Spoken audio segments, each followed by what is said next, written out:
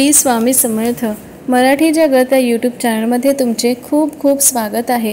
आजचा आपला व्हिडिओचा विषय असा आहे की श्री गुरुचैत्र पारायणादरम्यान तयार झालेल्या विभूतीचे काय करावे। तर व्हिडिओला सुरुवात करूया। तर श्री गुरुचैत्र हा अतिशय पवित्र असा ग्रंथ आहे। आपण जेव्हा श्री गुरुचैत्र ग्रंथाचे पारायण करतो तेव्हा आपल्या घरामध्ये मांगल्यमय वातावरण निर्माण होते।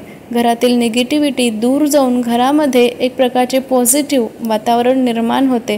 त्यामुळे या गुरुचैत्र पारायणामध्ये असणाऱ्या प्रत्येक ओवींचे प्रत्येक शब्दांचे सामर्थ्य हे अवर्णनीय आहे।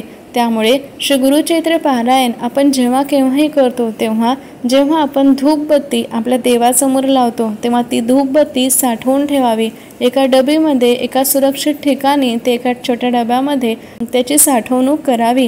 कारण जेव्हा जेव्हा आपल्यावर वाईट विपत्ती येते, म्हणजे एखाद्या वेळेस आपल्या मुलांची तब्येत खराब असते, जेव्हा रात्रीच्या वेळेस आपण बाहेर जातो, जेव्हा भीतीदायक वातावरण निर्माण होते, अशा अनेक गोष्टी आहेत की ज्यापासून आपल्याला भीती वाटते, त्या सर्व गोष्टीपासून संरक्षण होण्यासाठी हे गुरुचैत्र पारायणाच्या दरम्यान झालेली विभूती ही एक तारक ठरते, म्हणजे एक संरक्षण कवच ठरते।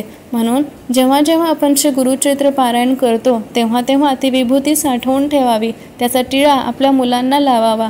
जेव्हा केव्हाही आपल्याला गरज वाटलेस, भीती वाटेल तेव्हा ती आपल्या सोबत असू द्यावी। आणि अजून एक, आणि ही जी विभूती असते ही विभूती संरक्षणकारक असते, संरक्षण करणारी असते।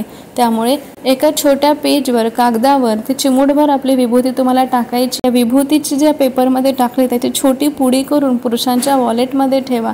कारण यामुळे काय होईल तर पुरुषांच्या सर्व वाईट गोष्टीपासून संरक्षण होईल। आपल्या मुलांना रोज आंघोळ झाल्यानंतर चिमूटभर का होईना त्यांच्या तोंडात टाका, त्यांना ते खायला द्या। यामुळे आपल्या मुलांचे सुद्धा संरक्षण होईल।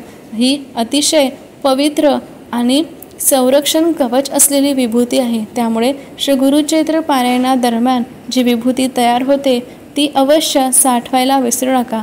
आणि अशाच नवीन नवीन भक्तिविषयक माहितीसाठी आपल्या चॅनलला भेट देत राहा। धन्यवाद।